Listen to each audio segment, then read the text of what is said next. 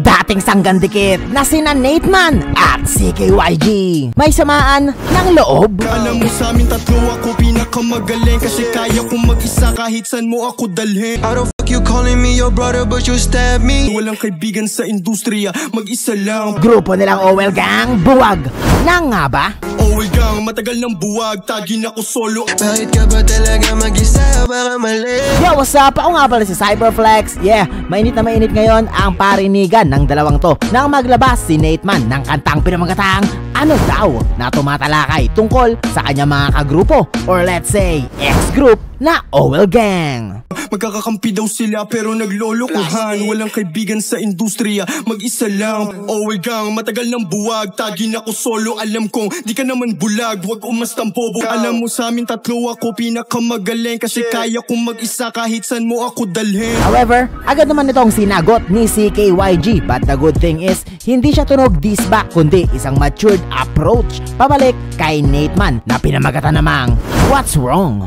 Kung may problema you can tell me. How the you calling me your brother but you stab me? Kung may sisisihin bakit di mo silipin o galing? Kung hindi ka makatao sa paligid mo, asahan mong kahit akong kasama mo mula noong mawawala. Kung mali, ginawa ko sabihin mo kung mali. Bakit ka ba talaga mag-isa? Baka mali. Ngayon sabihin mo sa'yo what's wrong?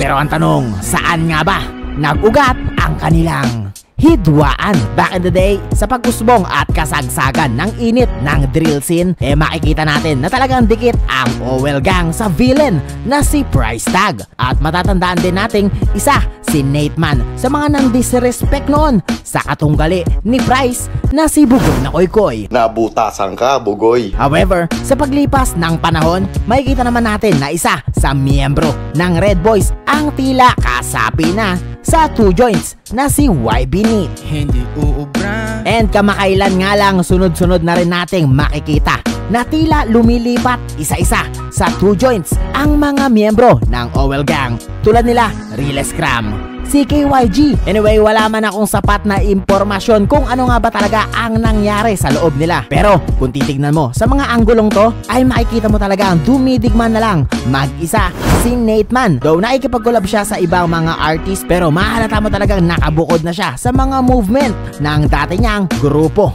na OWL Gang. Walang kaibigan sa industriya, mag-isa lang. Well, ang good news naman dito is I think malaki pa ang chance na mabuo muli ang OWL Gang dahil according sa mga narinig natin kay CKYG, hindi naman siya nakikipag-away kay Nateman. More like pinapangaralan niya lang nga Pero syempre na kay Nateman pa rin yan kung sasagutin niya ba ito ng pabalang o ibababa niya na lang ang pride niya alang-alang sa kapatiran. Sapat na dahilan para di mo turing na laban. Ako nga pala si Cyberflex. Natripan mo ba ang video na ito? Kung oo, ay i-like mo na.